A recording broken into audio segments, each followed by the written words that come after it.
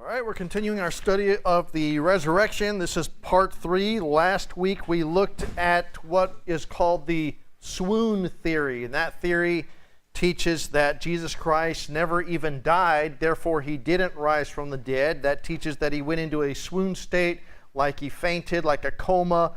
While he was in the tomb, he miraculously, or at least according to the theory, it's not miraculous, but I say that because it would take a miracle for somebody who had withstood and undergone the treatment that he had received by being whipped, a crown of thorns placed on his head, nailed to the cross, his side pierced with a spear, wrapped up like a mummy in the linen with 100 pounds of spices, sealed in an airtight tomb for 3 days and 3 nights without any medical attention, food, or water. And then he's able to revive out of this coma or a swoon state or something like he had fainted.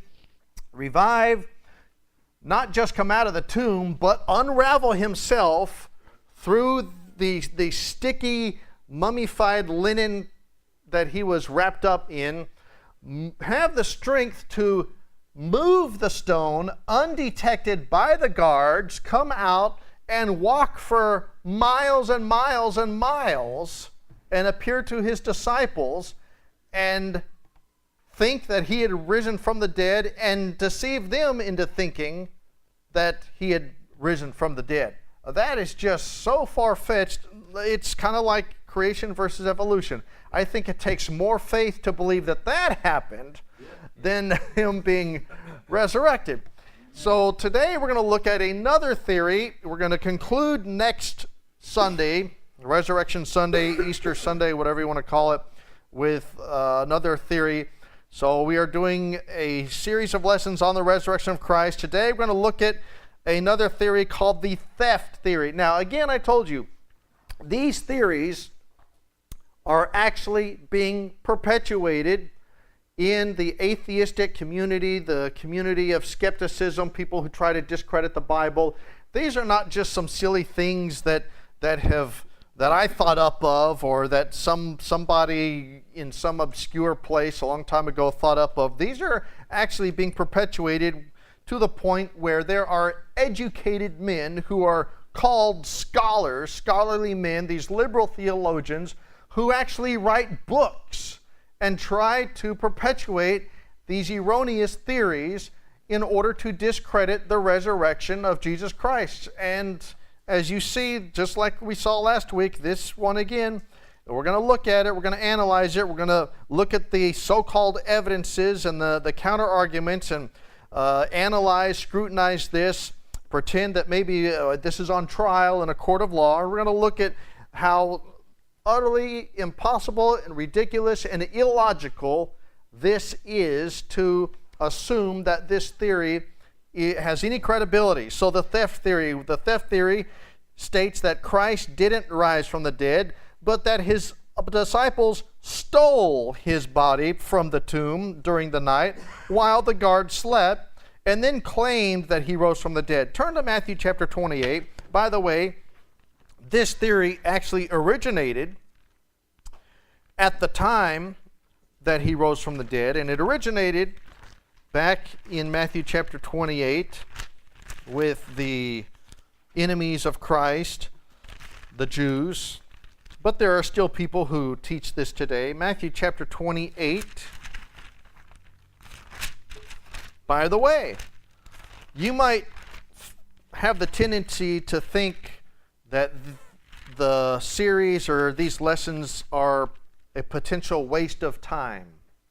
Because you might think, Mike, we know God, that Christ rose from the dead. The Bible says he rose from the dead. We're Christians. We believe the resurrection. That's one of the fundamentals of our faith. Of course, we believe that Christ rose from the dead.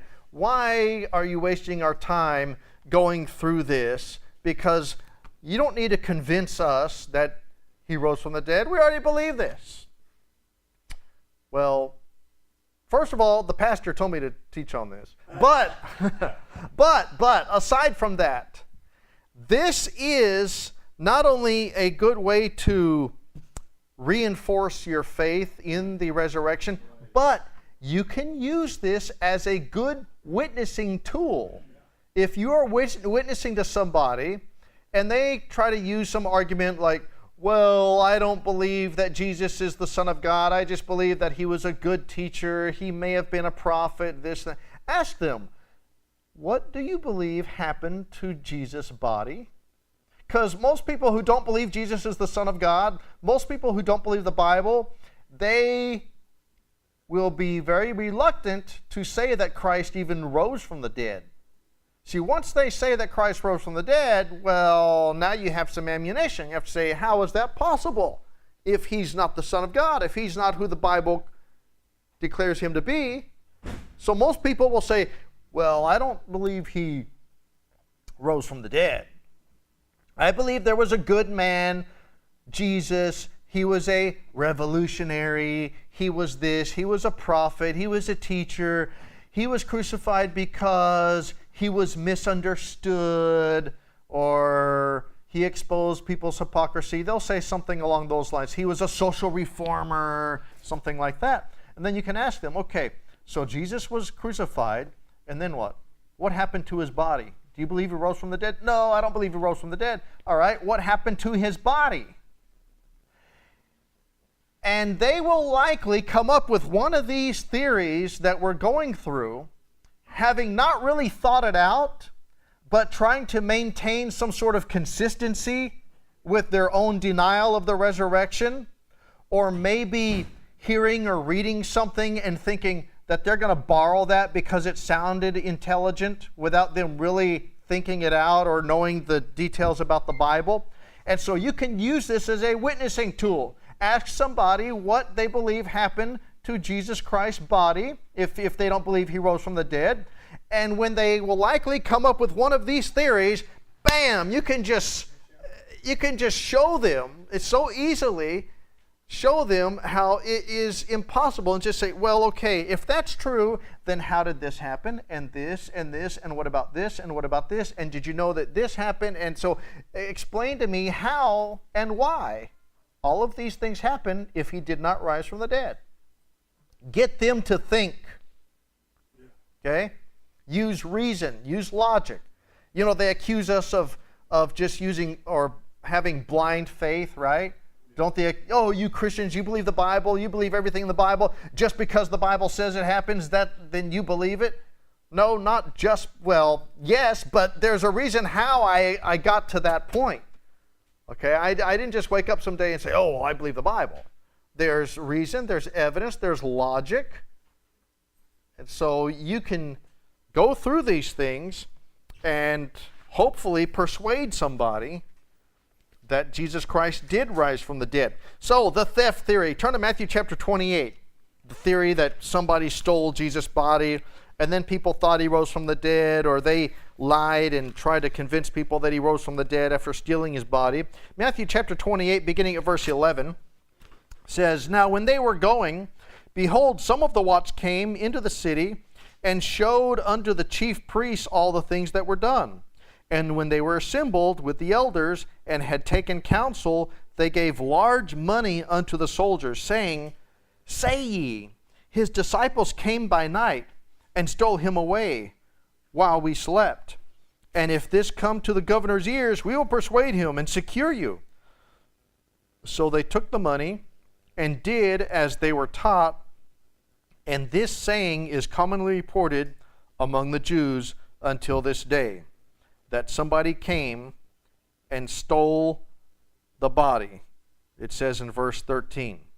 Now that's interesting, because if these chief priests knew that the tomb was empty and they paid the soldiers money to make up a lie, it looks to me like these guys knew that he did rise from the dead. And they didn't want anybody to know it, because that would increase the following of Jesus Christ, and they would lose their authority and their power and their position that they had. So they're paying these guys off. Now, without looking at your sheet, think for a minute. The disciples stole Jesus' body and made it look like he rose from the dead, and then went and preached that he rose from the dead. Logically speaking, what is wrong with that? Can you think of any flaws in that theory without looking at your sheet? Because we're going to look at all of them in detail. Yeah. Tim? Yeah, the bodies, the paper, wrap that they put them in, it was still in its shape. How could they do that? You're talking about the linen, the grave clothes? Unwrapped and it'd be a mess, but it was all still together like it just disappeared. Okay. How do you get out of there without disturbing the wrapping? Okay, so the grave clothes were still in an orderly fashion, not disturbed. All right? What else is wrong with this? Janine? Well, I was thinking the stone was very heavy, and how would they move it without the soldiers waking up? That's right. That's right. If it's being guarded by soldiers, and there's that large stone that's heavy enough that requires more than one person, and if not Jesus, because they're saying that he was dead, if the disciples came and rolled away the stone while the guards were asleep, surely they would have, at least one of them would have woken up, and then he wakes up the other ones. All right, somebody, did I see another hand over here? Yeah. All they have to do is find the body. Yeah. Well, but the thing is, if the disciples stole the body, then the disciples, they'd have to find where the disciples put the body. So the disciples either according to the theory, the disciples hid the body somewhere or buried it or put it somewhere else so it couldn't be found. But if they did find the body, which blows all this theory, not so much this one, but the other theories, it blows it out of the water. Because if somebody's preaching that somebody rose from the dead, all they have to do is produce that body and say, guys, look, no, here it is. All right, anything else before we get into lessons? Yeah. I think that if that were true, that his body were stolen and put somewhere else, that Christianity as it is today would have a burial site that we would be having pilgrimages to, like the Muhammad, like the Right, right. And if Christians had the body of Jesus, everybody would know where he was buried. There'd be a shrine built over it or something. Yeah. And I told you before, I was witnessing to a coworker, and boy, it was so silly, but he actually asked, if Jesus really existed, then where are his bones? Yeah. He is not here, he is risen. He is sent up in heaven. But that's true because, like I started out with the introduction to this lesson a couple weeks ago, we know where Muhammad is buried, Medina, Saudi Arabia. We know where Confucius is buried. It's in China. Buddha was cremated. We still have one of his teeth as a relic. If Jesus Christ did not rise from the dead, undoubtedly somebody would have known where he was. Even if the disciples did hide his body, they would reverence that place, and the word would get around that, oh, this is where he is. And as superstitious and religious as people are, boy, you would have annual pilgrimages to that place. That would be the most holy place in the world, the tomb of Jesus Christ. People, they would be thinking that they would be healed of any ailment, any illness, and they would be going there. I mean, they would be crawling on their hands and knees during Lent and Good Friday and just camping out there and just worshiping that place. And it would be guarded probably because there would be so many people trying to go in there and think, oh, if I could touch his bones, I'll be healed. And it would be guarded, and the Catholic Church would probably have control over it at the Vatican. You know how that goes. Okay, so those are all good answers. Those answers are part of what we're going to look at today. So look on your sheet, the refutation. And what's interesting is that this theory even exists as confirmation that the tomb was empty. The tomb was empty. Every time you have a theory that tries to explain what happened to the body of Jesus, they're admitting that the tomb is empty. Yeah. Right there. There's something else too. Why weren't those Roman soldiers killed? Yeah, we're going to get into that. I know. We're going to get into that, Tim. So the sealed tomb. The sealed tomb is one of the explanations or evidences that refutes this theory that his body was stolen. Think of the sealed tomb. Much precaution was taken in securing the tomb against this very incident. Turn to Matthew chapter 27. You see, it was predicted that this might occur. Some people thought, you know what, that guy said he's going to rise from the dead. We better make sure that his disciples don't come and steal his body. Look at Matthew chapter 27, verse 62. And the Bible says, "Now the next day that followed, the day of the preparation, the chief priests and Pharisees came together unto Pilate, saying, Sir, we remember that deceiver said, while he was yet alive, after 3 days I will rise again. Command therefore that the sepulchre be made sure until the third day, lest his disciples come by night and steal him away, and say unto the people, He is risen from the dead. So the last error shall be worse than the first." Verse 65, Pilate said unto them, Ye have a watch, go your way, make it as sure as you can. So they went and made the sepulchre sure, sealing the stone and setting a watch. So it was sealed with a large stone, and let's see how large it was. Turn to Mark chapter 16. Mark chapter 16, verses 3 and 4. "And they said among themselves, Who shall roll us away the stone from the door of the sepulchre? And when they looked, they saw that the stone was rolled away, for it was very great." So what we have is the women who approached the tomb first. In verse 1, it's Mary Magdalene and Mary, the mother of James. They had brought some spices, and it was large, or too large for two women to roll it away, and they called it a very great stone. So that's a pretty good sized stone. And it only makes sense because the reason why that stone is there is to secure the tomb, to prevent somebody from stealing the body of Jesus. Not only does it have a large stone, but it was guarded by soldiers. So we have the sealed tomb. Think of the odds of such an event occurring. What is the likelihood that all the soldiers would be asleep at the same time, violating their very purpose for being at the tomb and risking the penalty for their incompetence? You see, they made up this lie, and they say, well, why don't you guys say, if word gets around, we're going to pay you guys money. Why don't you guys lie and say, well, we were all asleep. I mean, it was the night watch, it was graveyard shift, and we just happened to fall asleep all at the same time, and while we were asleep, somebody came and stole the body. If that's true, what are the odds of all the soldiers being asleep at the same time? Because the people who perpetuate this theory, that's what they say. They say that the soldiers were asleep. If the soldiers were there, they say all the soldiers were asleep, and that's how they were able to. But all of them asleep at the same time? By the way, the penalty for Roman guards sleeping while on watch was death.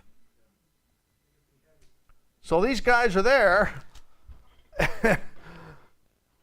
and likely they're going to be there. If you're sleepy, do you sit down or you stay standing up? You're going to sit down, right? Probably, if you're falling asleep. So let's say that this is the stone in the tomb somewhere, and man, I'm tired. My feet are tired. It's dark. Nobody's watching us. It's just me and a few other guards. I mean, our boss, he's not watching us. He's not making sure that we're awake. So, man, I'm getting tired, and my feet are getting tired. I'm just gonna kind of sit here, and we're sitting and we're talking and we're passing the time, and all of a sudden it gets kind of quiet, and we're all kind of quiet, and we're tired, and I'm going to doze off, and I'm just going to sit here, and I'm going to lean back on the stone. That's sealing the tomb, right? I mean, you're not going to just be standing here. No, you're going to sit down, and you're going to lean back, and you're going to rest, probably on that big stone, which means what? So how's somebody going to come and roll away the stone if you're leaning back against it, sleeping, without waking up? So if they caught a Roman guard asleep while he was on watch, the penalty was death. Don't you think that's a pretty good incentive to keep you from dozing off? boy, you better drink your coffee before you go to work, because if they catch you asleep. And not only that, they wouldn't all fall asleep at the same time, they're talking, all of a sudden 5 minutes later, they're all asleep. No, one guy might start dozing off and his buddy say, hey, dude, wake up. If you get caught, man, you're going to get killed. Oh, sorry. Oh, man, thanks.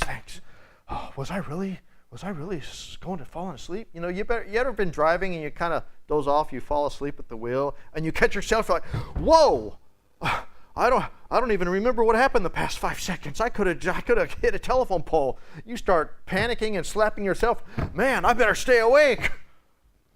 It's serious. Why? Because they could have died. If the guards were sleeping, they would have been awakened by the disturbance of the disciples moving the stone and everything else. Not only just the movement, because they're probably resting against the stone asleep, and their back is against it, but rolling away that stone is going to make some noise. It's going to be scraping the side of the sepulcher. It's not going to be just super quiet like it's fitted perfectly where it's not going to make any noise. It's a stone. It's going to make some noise rolling on the ground, scraping the rock, whatever else. Not only that, the disciples' misguided zeal. Now think about this. They had no reason to suspect that the guards would be asleep upon their arrival. Therefore, they would have expected a violent encounter. I'm on letter D on your sheet. Now think about this. These disciples, they are there to steal the body of Jesus, to make it look like he rose from the dead. They are expecting the soldiers to be there. They're not expecting the soldiers to be asleep. So guess what's going to happen? If you're going to go and steal the body of Jesus and these Roman guards, these soldiers are there preventing you from doing it, how are you going to get across them? Unless you kill them.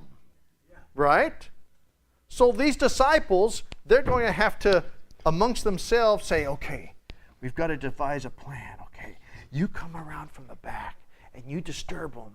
And then Peter's going to come from the front. Andrew will be here. Thomas, okay, everybody, you have your weapons, you have your spears, your swords, you have your swords. Okay, well, you sneak around here, and then because you're going to make this disturbance over there, we're going to throw a rock, or you're going to come around that way, and then they're all going to turn. And then when they turn, I'm going to come around and slit his throat, and he's going to get.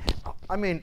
That's what they'd have to be planning. They would be risking their lives just doing that because they're going to be encountering these soldiers, these Roman guards, who are going to be a lot more skilled and trained and prepared to overcome them than the disciples are going to be able to overcome the guards, the soldiers. So they have this misguided zeal.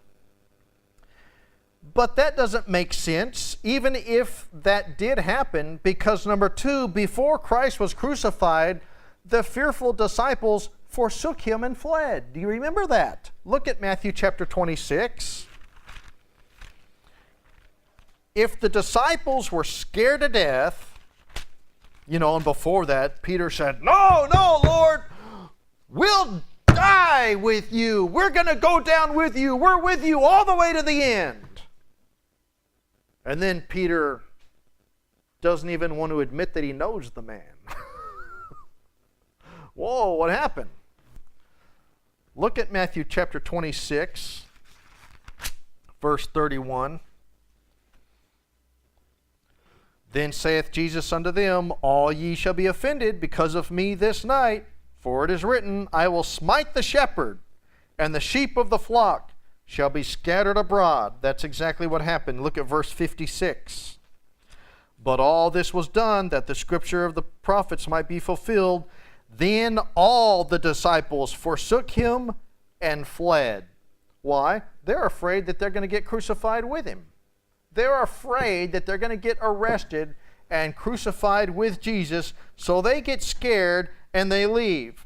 and they're thinking, whoa, wait a minute, this isn't how we expected. I mean, he's our king, he's our Messiah. I thought that he was going to overcome the Romans and put Israel and Jerusalem back on top of the map. What happened? We know that Peter denied even knowing him 3 times. If Christ wasn't resurrected, why would the disciples risk their lives in order to steal the rotting corpse of someone who deceived them in order to persuade others that he spoke the truth? Listen, Christ told them that he was going to rise from the dead, correct? Yeah. So if he didn't rise from the dead, then they would have felt or believed that he deceived them, that he lied. They would have been disappointed. They would have felt deceived. They would have felt like, oh, how could I be so gullible to believe this guy? He tricked us. He's a liar. He let us down. He failed us. I know. Let's go steal his body and then lie to other people. After he lied to us, let's go and perpetuate that lie. Let's risk our lives and go steal his body. Listen, if you found out that the Bible was not true, that you had been deceived your whole life, that Christianity is not true, you would feel betrayed, you would feel deceived, you would feel maybe embarrassed, disappointed, discouraged, all of these emotions. Would you go to a foreign country or here if it became illegal to the point of being beaten and thrown in jail and to the point of death for preaching the gospel? If you truly believed that you had been deceived into believing the Bible, would you continue to go and preach the gospel with the threat of being persecuted and killed? Of course not. Who in their right mind would? So why in the world would the disciples, who, knowing that Christ did not rise from the dead, even though he told them that he would, now they feel deceived and betrayed? Why would anybody in their right mind risk their life to go steal the body in order to perpetuate that lie? It is completely illogical. It makes absolutely no sense. Then we have the testimony of the soldiers. According to the theory, the soldiers admitted to being asleep during the theft. That's what they were told to say, right? Well, think about this. If they were asleep, how could they know the disciples stole the body? If you're asleep, you don't know what happened. So that doesn't make any sense. That would never stand up in a court of law. Imagine there's a witness and he's saying that such and such happened. I was asleep on the job and then somebody broke into my shop and they stole this and they did this and it all happened while I was asleep. And they ask him, well, who did it? Well, it was this group of men. These guys did it. Well, how do you know? Do you have any surveillance footage on the camera? No. Well, tell me, what were the circumstances surrounding it? Well, these guys did it while I was asleep. Cross-examination. Okay, you admitted to us that it was these group of people who did this while you were asleep, yet you have no surveillance footage. You don't have any witnesses, but you said it happened while you were asleep. Correct, sir? Yes, that's right. How do you know who it was and what exactly happened if you were sleeping? Right. You don't. You just assume. You don't know. Something else. The grave clothes. The grave clothes. On the back of your sheet, letter F. Before being placed in the tomb, Christ was bound in grave clothes with 100 pounds of spices. Go to John chapter 19. Now, back at that time, that was how they embalmed people. They didn't have the technology like we do, although I've read some cultures did something similar, but they didn't necessarily, pump them with formaldehyde and things like we do. They had other natural methods. John chapter 19, they would wind them up in linen, kind of like a mummy, and they would put these spices and resins and gums and things, plant derivatives that were very aromatic, in order to camouflage the odor of the decomposition. And in John chapter 19, verse 39 and 40, it says, "And there came also Nicodemus, which at the first came to Jesus by night, and brought a mixture of myrrh and aloes, about 100-pound weight." Well, that's a lot of spices and things, about 100 pounds. "Then they took the body of Jesus and wound it in linen clothes with the spices, as the manner of the Jews is to bury." They didn't just cover him with a sheet like you see at one of these crime scenes. Somebody's dead, so they just cover him with a white sheet so the public can't see it. Just cover it with a white sheet and then put it on the gurney in the ambulance or the coroner or whatever. They didn't, or zip it in a bag, at the coroner's office. No, they wound him like a mummy, mixed with these spices. Well, what do you think's going to happen after a few hours or a few days if that's wound up like that with all these gummy, sticky resin type spices? It's going to get stuck together. So, number 2, Christ's grave clothes were left behind in an orderly fashion. Think about this. Go to John chapter 20.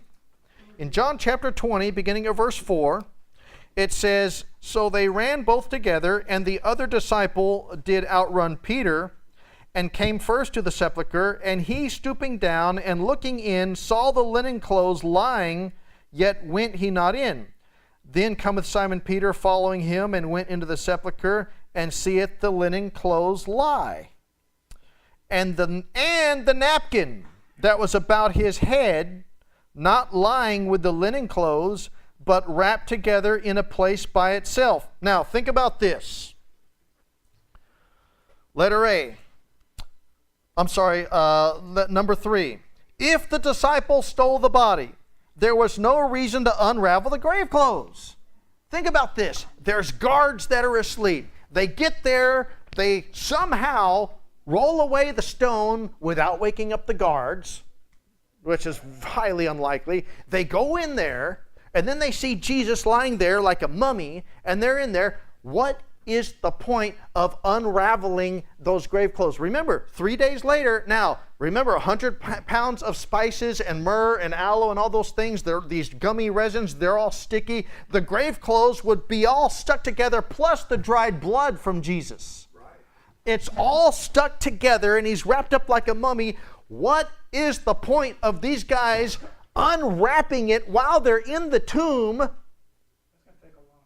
Not just take a long time, it's going to make a lot of noise. It's wasting precious, valuable time. The guards could wake up, and as soon as the guards wake up and they see them in there, bam, you're trapped in there, you're dead. Here comes the spear. You guys are... It makes absolutely no sense.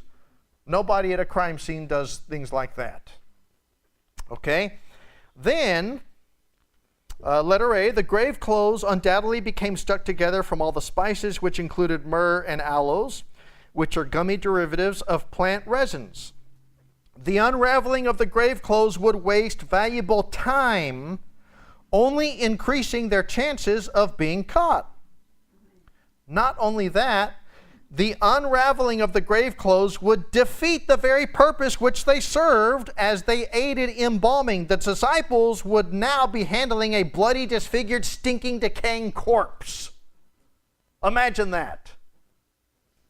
Wouldn't it be a lot cleaner and sanitary to just pick up Jesus, still wrapped up? But no, let's take off all this linen, unwrap it. Oh man, I can't, my hands are all sticky. It's too tight. Peter, get your knife, cut this, hurry, and tear it, rip it. Okay, unwrap it. Now, let's leave it all here. Let's fold it up nicely, leave it here. Now Jesus is all sticky and bloody, and he stinks. Remember Lazarus? They said, Lord, you don't understand. It's been 4 days now. He stinketh, remember? When Jesus came to raise Lazarus, they said he stinks.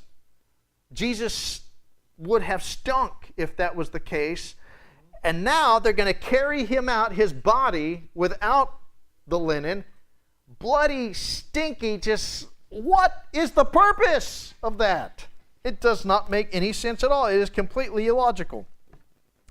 Letter D, if they did unravel the grave clothes, there would be no reason to further waste valuable time by folding the napkin and placing it separate from the rest of the linen.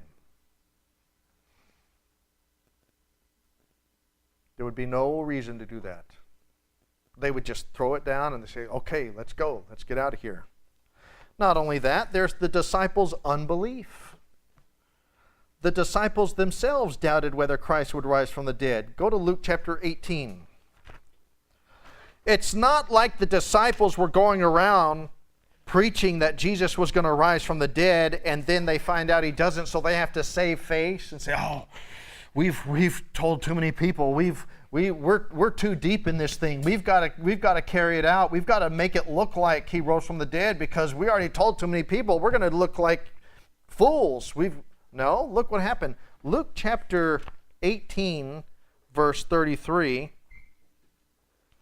says, and they shall scourge him and put him to death, and the third day he shall rise again. Verse 34, and they understood none of these things. And this saying was hid from them. Neither knew they the things which were spoken. They didn't understand that Jesus was going to be crucified. Here they are, they're thinking, okay, he's the Messiah. He's going to fulfill all these prophecies of the Old Testament of him being King of Kings and Lord of Lords and getting us under the bondage, rid of the bondage of Rome. And finally, he's our deliverer. There, all of these positive aspects and the things of the second coming, they're anticipating these things. But as far as his suffering and crucifixion, it was hid from them. Look at John chapter 20.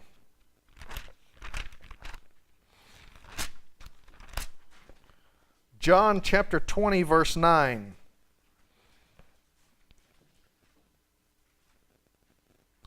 For as yet they knew not the scripture that he must rise again from the dead.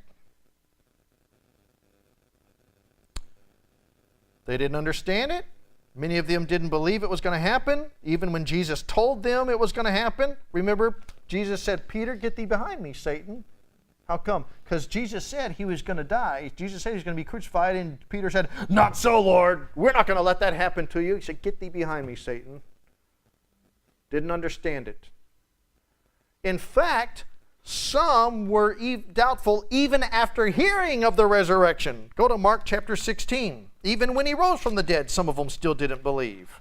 Why wouldn't they believe? Weren't they expecting it? No, actually they weren't. If they were expecting it, then they would have believed, many of them. But as we're going to see in Mark chapter 16, they still had a lack of faith even after they heard from credible sources that Jesus rose from the dead. Mark chapter 16, verse 11. And they, when they had heard that he was alive and had been seen of her, believed not. After that he appeared in another form unto two of them as they walked and went into the country, and they went and told it unto the residue, neither believed they them. They still don't believe after people say, hey, we witnessed it, we saw him, we talked with him, we walked with him. I don't believe it. Afterward he appeared unto the 11 as they sat at meat, and upbraided them with their what? Unbelief and hardness of heart, because they believed not them which had seen him after he was risen. His own disciples didn't believe he rose from the dead when they first heard about it. Amazing. And of course, you know the story of doubting Thomas.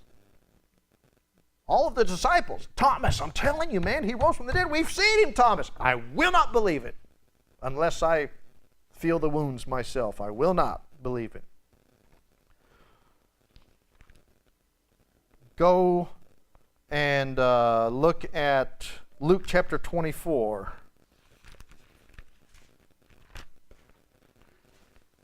Luke chapter 24.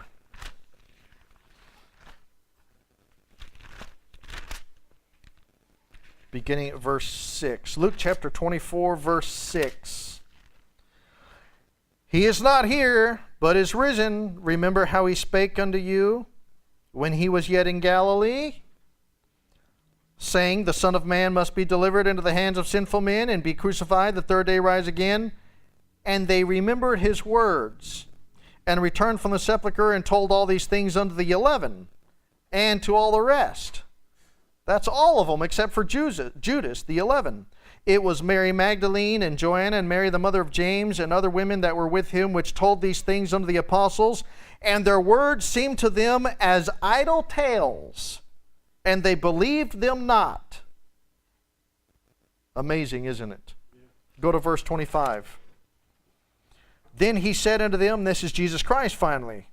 Finally they believe him. Finally Jesus Christ himself sits them down, has a Bible study, and says unto them, O fools and slow of heart to believe all that the prophets have. Jesus has to rebuke them. Why didn't you guys believe that I rose from the dead? How long have I been with you? Didn't I show you all these scriptures? Haven't you read your Bible? What's wrong with you guys? You think I was lying to you? I showed you these scriptures. It's in the Bible. It's prophesied. He calls them fools. Look at verse 26. Ought not Christ to have suffered these things and to enter into his glory?